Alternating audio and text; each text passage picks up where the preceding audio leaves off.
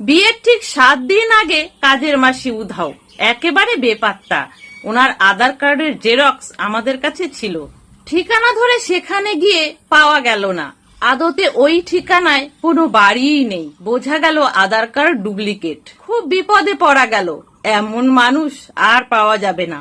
সত্যি কথা বলতে এমন ভালো মানুষ অন্তত আমার চোখে পড়েনি। নম্বর দিতে গেলে 100-তে 100, মাঝখানে আর এক ঝামেলা।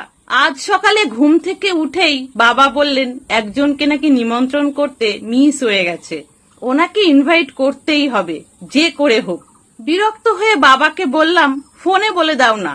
শুনে বাবা বিরক্ত হলেন, মন মরা হয়ে সামনে থেকে চলে গেলেন। ঘন্টাখানেক পরে বুঝলাম আমার বড় ভুল হয়ে গেছে। বাবার অবাধ্য হওয়ার ক্ষমতা এ জীবনে অন্তত আমার হবে না। উনি যা বলবেন তাই শোনা উচিত আমার মুখ বুঝে, আমি যত বড়ই পুলিশ অফিসার হই না কেন। অফিস যাওয়ার আগে বাবার কাছে গিয়ে বললাম ঠিক আছে, আমার ভুল হয়ে গেছে, কিভাবে নেমন্তন্ন করতে চাইছো? লোকটা কে? বাবা বললেন তুমি একে চেনো না, সোনারপুর বস্তিতে গিয়ে খুঁজে বের করে তবে নেমন্তন্ন করতে হবে। আমি একটু অবাক হলাম না। অবাক না হওয়ার কারণ আমার নিজের জীবন বৃত্তান্ত। যেভাবে বেঁচে আছি, যেভাবে বড় হয়েছি, সেটা এক বড় ইতিহাস। আর যাকে আমি বাবা বলে ডাকছি তিনিও আমার বাবা নন, তবে বাবার থেকে বেশি। কারণ উনি আমার জন্য তার নিজের স্ত্রী আর 2 পুত্রকে ছেড়ে এসেছেন। সত্যিকার অর্থে আমি পরিত্যক্ত জারজ সন্তান। ডাস্টবিন থেকে কুড়িয়ে যাকে বাবা বলছি তিনি আমাকে মানুষ করেছেন। 13 বছর বয়সে আমার বিয়ে দিতে চেয়েছিলেন পালিতা মা। বাবা বেঁকে বসেছিলেন, তাই নিয়ে ভয়ঙ্কর ঝামেলা। বাবা তার ফুটপাতে জুতো সেলাইয়ের দোকান তুলে দিয়ে আমাকে নিয়ে চলে আসে অন্য শহরে। তার বিশ্বাস ছিল আমি একদিন বড় অফিসার হব। সত্যিই আমি অফিসার হয়েছি। কিছুদিন আগে আমার বিয়ে ঠিক হয়েছে এক মাস্টারের সঙ্গে। এখন বাবা ফিরে যেতে চাইছে তার পুরনো সংসারে। অনেক কষ্টে তাকে ধরে রেখেছি, বলেছি বিয়েটা হয়ে যাক, তারপর দেখা যাবে। তবে যাকে নিমন্ত্রণ করার কথা বলছেন আমি নিশ্চিত তিনিও আমার কোনো না কোনো উপকার করেছেন, নইলে বাবা বলতেন না। যাই হোক, বাবাকে নিয়ে সোনারপুর বস্তিতে এসে সেই ভদ্রমহিলাকে খুঁজে বের করা হয়েছে। ভদ্রমহিলা আমাকে দেখে কেঁদে ফেললেন, 1000 বার আমার মাথায় হাত বোলালেন। বাবাকে দেখছি চোখের জল মুছছেন। বাবা চোখের জল মুছে একটা দীর্ঘশ্বাস ফেলে বললেন, ইনি তোকে এসে 4 বেলা বুকের দুধ খাইয়ে যেত রে মনা। অন্যের বাড়ি কাজ করত, সেই কাজ ফেলে দৌড়ে এসে তোকে দুধ খাইয়ে যেত, নইলে বাঁচতি না। শুধু এরা নয়, আমার জীবনের সঙ্গে জড়িয়ে আছে অনেক ভালো মানুষ, বিশেষ করে আমার স্কুলের ম্যাডামরা। আমার বাবা যিনি আমাকে দুধ খাইয়েছেন তিনি, আছেন আরো কত নাম না জানা মানুষ। নিমন্ত্রণ পেয়ে ভদ্রমহিলা খুব খুশি হলেন। খুশি হয়ে এক অদ্ভুত কথা বললেন মনোরঞ্জন, তোর সঙ্গে 2 খান কথা আছে, একটু ফাঁকে আয় তো। এবার আমি অবাক। আমার সামনে কথা বলতে অসুবিধা কোথায়? কি এমন কথা থাকতে পারে যা আমার সামনে এখন বলা যাবে না? একেই আমি পুলিশ, তার উপর রহস্যময় আমার জীবন, তারপর আবার অবিবাহিত তরুণী। আমার মন বলছে নিশ্চিত আমাকে কিছু নিয়েই বলবে। বাবা আর ভদ্রমহিলা উঠে চলে গেলেন পাশের ঘরে। ওনারা পাশের ঘরে গেলেন বটে, কিন্তু কি বলছে ও ঘরে পরিষ্কার শুনতে পাচ্ছি এ ঘর থেকে। শুধু শুধু ওনারা দূরে গেলেন।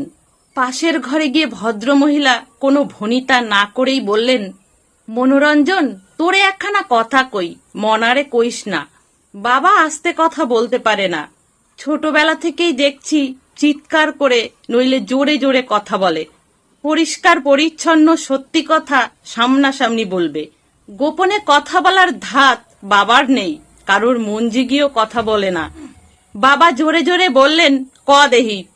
ভদ্রমহিলা এবার একটু আস্তে বললেন, মনে হয় মনার বাবা মারে খুইজা পাইছি। হেরা নতুন পাড়া থাকে, ওই বাড়িতে এখনো আমি কাম করি। নিশ্চিত বাবা এই কথা শুনে উত্তেজনায় দাঁড়িয়ে গেছে, অবাক হয়েছে, চোখ বড় বড় হয়ে গেছে। এখান থেকেই শুনতে পাচ্ছি বাবা তড়িৎ জিজ্ঞাসা করলো, কস কি, কিভাবে বুঝলি? আমি কাম করতে করতে শুনছি। ভদ্রলোক বউডারে প্রতিদিন একবার করে কয়, মেয়েডারে ফেলছো কেন? আমি তো 2 দিন পর হলেও তোমাকে বিয়ে করতাম। এখন কাঁদো প্রতিদিন। কিছুদিন আগে রাগ কইরা বউটা কোথায় যেন চইলা গেছে, কয়দিন আগে আবার আইছে। আরে দূর, ওনাদেরই মাইয়া, তার প্রমাণ আছে নাকি? বাবা উত্তেজনায় বললেন। এই কথায় ভদ্রমহিলা সম্ভবত হতাশ হলেন, কিন্তু আশা ছাড়লেন না।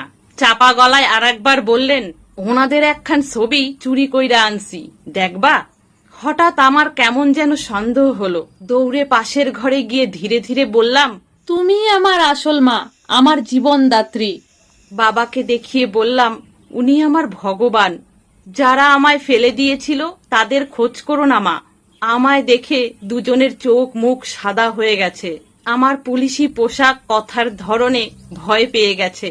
চুপ করে আছে দুজন, একটিও কথা বলছে না এখন। দুজনকে দেখে আমার খুব কষ্ট হলো, ভীষণ কষ্ট হলো। হঠাৎ করে আমার এভাবে বলা ঠিক হয়নি, ওনাদের সামনে আসা উচিত হয়নি।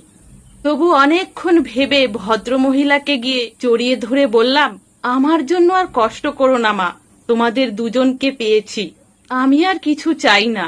বলতে বলতে কখন যেন কেঁদে ফেলেছি। ফিরে আসার সময় হঠাৎ কেমন যেন মনে হলো ছবিটা একটু দেখি, একবার একটু দেখে যাই, জন্মদাত্রীকে একবার একটু দেখে যাই শেষবারের মতো। প্রায় জোর করে ছবিটা নিলাম, চোখের সামনে মেলে ধরলাম। আর তখনই পৃথিবীটা আমার কাছে ধীরে ধীরে আধার হয়ে আসতে লাগলো। দুটো চোখ ঝাপসা হয়ে আসতে লাগলো, চোখ দিয়ে টপ টপ করে জল গড়িয়ে পড়তে লাগলো। এ তো আমার বাড়ির সেই কাজের মাসি, পালিয়ে যাওয়া কাজের মাসি, 100তে 100 পাওয়া কাজের মাসি। ওহো ভগবান! তাহলে বন্ধুরা, গল্পটা আপনাদের কেমন লাগলো? যদি ভালো লাগে প্লিজ লাইক কমেন্ট করে দেবেন, বন্ধুদের সাথে শেয়ার করে দেবেন। সকলে ভালো থাকবেন, সুস্থ থাকবেন।